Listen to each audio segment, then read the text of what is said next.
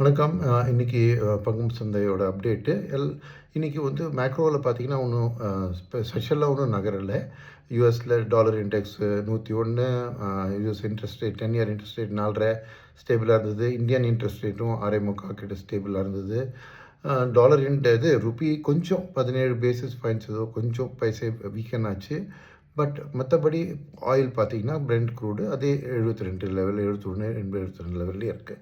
So அப்படி ஒன்றும் ஸ்பெஷலாக இல்லை. ஏன்னா ஈரானில் அந்த மார்னிங் நடந்ததுக்கு அந்த லீடருக்காக ஸோ ஒன்றும் எஸ்கலேஷன் மாதிரி எதுவும் நடக்கலை.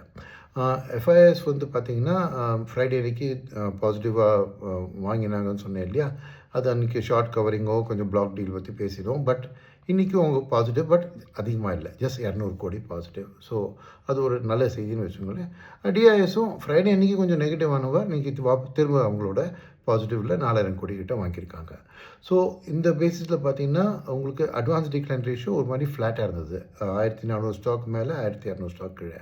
ஸோ இது இல்லாதனால இண்டெக்ஸ் பர்ஃபார்மன்ஸ் பார்த்திங்கன்னா இன்றைக்கி எல்லா இண்டெக்ஸுமே பாசிட்டிவில் இருந்தது. அதாவது கேப் கவில் நிஃப்டி ஒரு 66 பேசிஸ் பாயிண்ட்ஸு, மிட் கேப் ஒரு 50 basis points, small cap 75 basis points, micro gap 21 basis points. So micro gap இன்றைக்கி அந்தளவுக்கு நல்லா பண்ணதுக்கு காரணம் இந்த எஃப்ஐடிஎஸ் தவிர இந்த நான் இன்ஸ்டிடியூஷனல் டொமஸ்டிக் இன்வெஸ்டர் இருக்காங்க நிடின்னு அவங்க இன்றைக்கி கொஞ்சம் ப்ராஃபிட் புக் பண்ணாப்புல தெரியறது. அதனால தான் உங்களுக்கு அந்த அட்வான்ஸ் டிக்ளைன் ரேஷியோவும் ஒரு மாதிரி ஈவனாக இருந்திருக்கு. ஸோ செக்டர்லேருந்து கொஞ்சம் ப்ராஃபிட்ஸ்லாம் புக் பண்ண மாதிரி தான் தெரியறது. அதனால தான் மைக்ரோ கேப் அந்தளவுக்கு ஸ்ட்ராங்காக வளரலை இன்றைக்கி.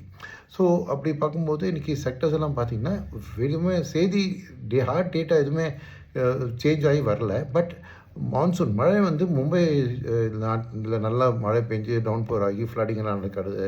அண்ட் கொஞ்சம் வெஸ்டர்ன் மகாராஷ்டிரா அங்கெல்லாம் கூட மழை வந்ததுனால ஒரு ஃபீலிங், ஏன்னா ப்ராப்பராக வந்து புதன்கிழமை தான் ஐஎம்டி ரிலீஸ் பண்ணுவாங்க. ஒரு ஃபீலிங் இந்த மாதிரி கொஞ்சம் இப்போது மான்சூன் கொஞ்சம் நார்மலைஸ் ஆகாமலே இருக்குன்னு அதே ஒரு ரிலீஃபு.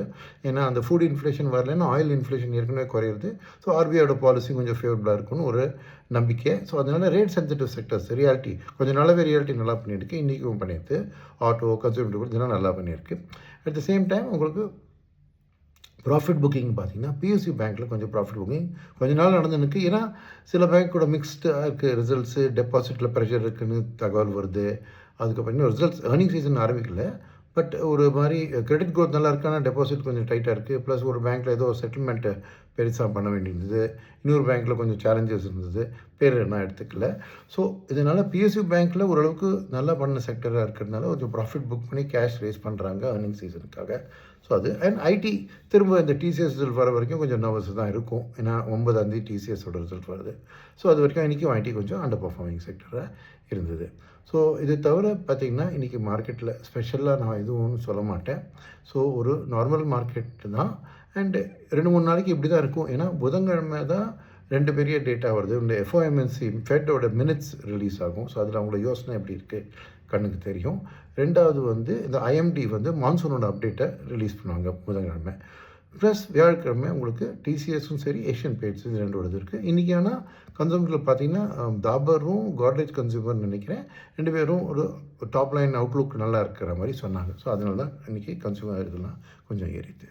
ஸோ இதுதான் இன்றைக்கி சம்பரி. ஒரு ஸ்பெஷலாக இன்றைக்கி ஒன்றும் நடக்கல மார்க்கெட்டில்.